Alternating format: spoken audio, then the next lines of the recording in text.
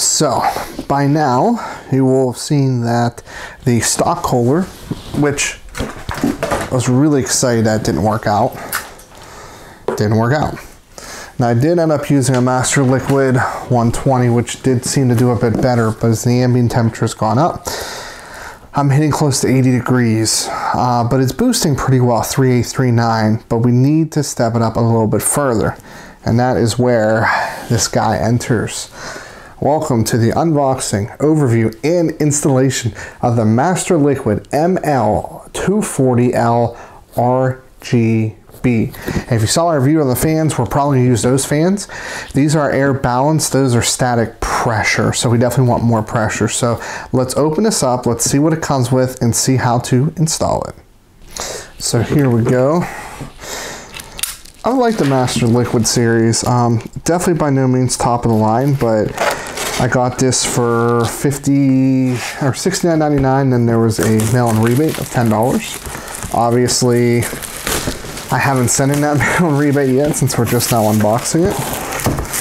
Now, full disclosure, the fans that come with this are perfectly fine, most likely. I just happen to have static pressure RGB fans. So maybe I'll do a test with both and see which one seems to perform better. Shouldn't make a huge difference though either way. But let's see. Do not eat those, just leave those there. We have the two air balance fans right here. And then we have the 240 millimeter rad, and this should be an RGB pump. So actually, let's take a look here. Yes, it has an RGB header, so that's good. And we have a bunch of mounting hardware and an installation guide. So it's aluminum, just like pretty much every other AIO that we deal with is most likely aluminum. Let's take a look at what's in here, because there should be some goodies in here. So we could use this actually, and we might. Let me show you here. So it takes up to three fans, and there's RGB right there, so that's good. We also have, this. What's this for? Not entirely sure. This looks to power some sort of RGB piece, so I think that might be on the cooler somewhere. Not entirely sure. We'll have to do a little bit more research. No, because the cooler itself has RGB, so we have support for 2011, which is good. Ooh, more of these double-sided, so there's actually 4 in here, so that's good. Okay, so this is the power, the independent controller, if you were planning on using this versus the front header. Okay, got it. AM4, which is what we'll be using. Most likely LGA consumer grade. For the fans, you're gonna need that mounting hardware. And this, I absolutely hate this with a passion. Really, you couldn't do 2 black ones. It is what it is. I may not actually even be using this, so not really a big deal. What I'm probably going to do is I have 2 RGB headers, and this, if you guys look at my previous video, I have a RGB controller over here.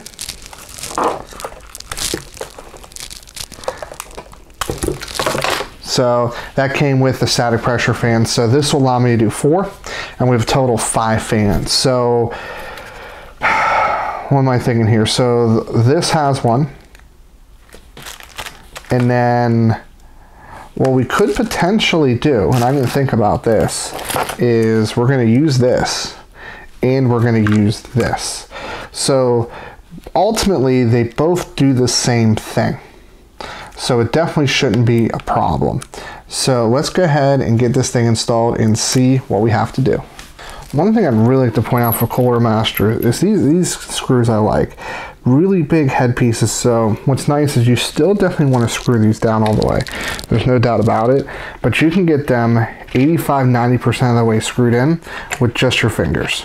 So what's nice about that is you can start getting the fans mounted and positioned without having to try to finagle with a screwdriver. So we're going to do that here. To be 100% honest, probably don't need it, but just to be safe, I am going to grab a screwdriver. They do take a Phillips head, so once I do that, we'll go ahead and get her installed. So the good news is this installs the exact same way as the 120 we did. So the screws go at the bottom into here, and then we have the AM4 bracket.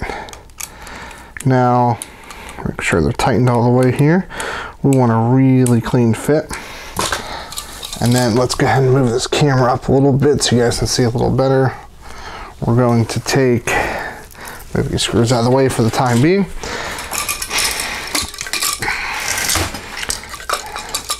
Actually, it might be better if it is down a little bit. There we go. So you guys can see when I'm doing a little bit better.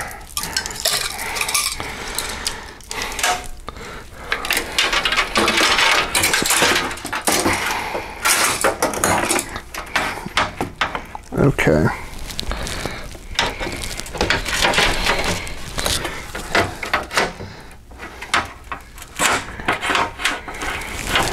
There we go.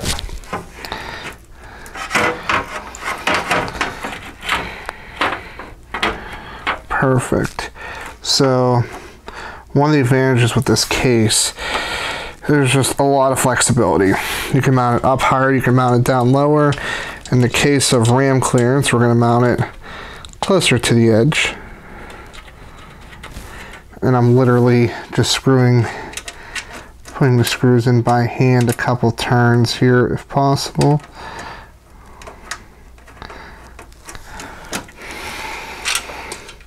So the goal is to always do the outer ones first. That way they can hold it in place. And actually, I'm gonna grab my screwdriver now for this fourth one rather. So I'm not gonna put these all the way down, but I am gonna tighten them a little bit, just so they can hold. Good. Now we're gonna do the other four.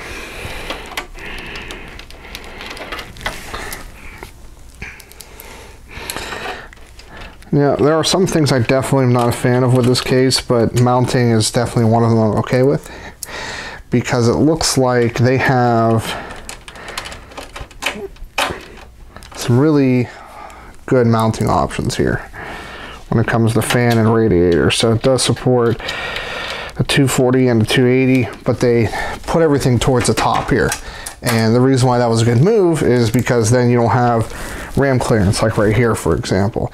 And I have had that happen with ram before. So G-Skill tried in anything with RGB, you're going to run into that pretty often. So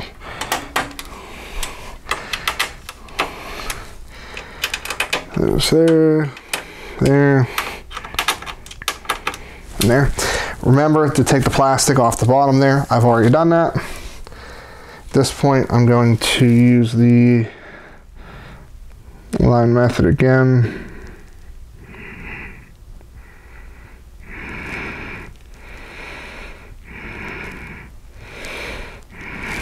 Should be good.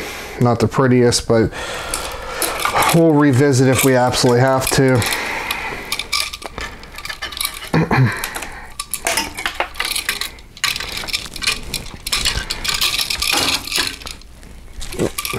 We need to make sure these are just far enough up. So the problem is since this one was all the way down, you weren't going to make contact, but you don't want it too far down because then you're going to have trouble reaching. I feel like mounting this before the actual radiator might have been a better idea, but in the end it worked. Remember to go back and forth. That way you just get a good seal on the CPU. And she's in. Now we're going to take a look to see how we want to route all the RGB. Well, stupid me somehow unplugged the RGB header up here. Luckily I can see somewhat when I got to do this up top. And it is on the very edge, so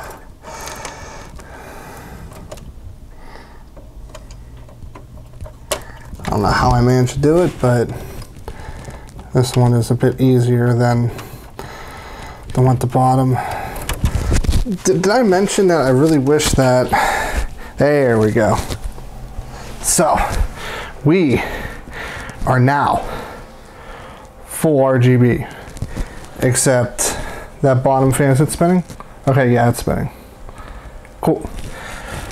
Full RGB. The only thing that isn't synced is the graphics card, but that's actually not possible, unfortunately. But it's working. And let's load up. First of all, let's get the side panel back on because that's cheating for temperature purposes. By the way, I was thinking about doing a fan comparison. Oh, I just lost my microphone. Sorry, guys.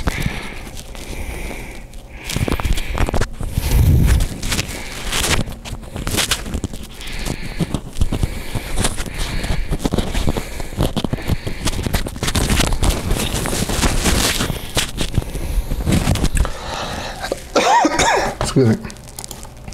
So let's go Cinebench. Let's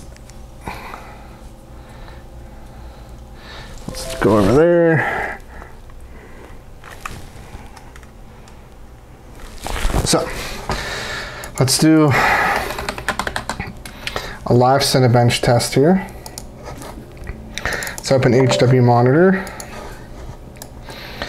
Close all that out. Yes.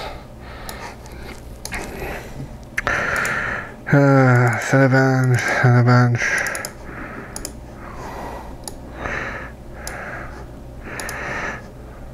Start.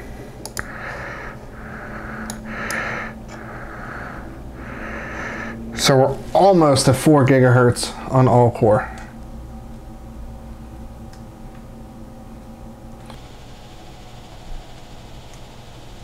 What was that? 1735.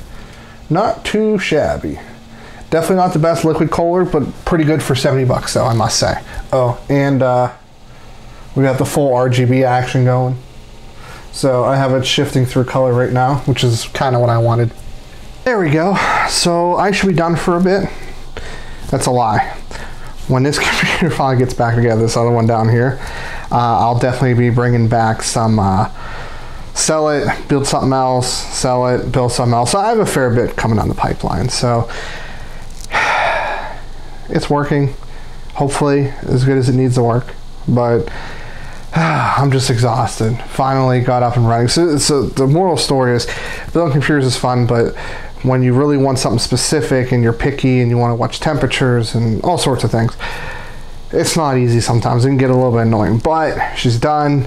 RGB madness is officially taken care of. $1,900 later, probably around like $1,850, and I got 5% cash back, so around $1,750 total.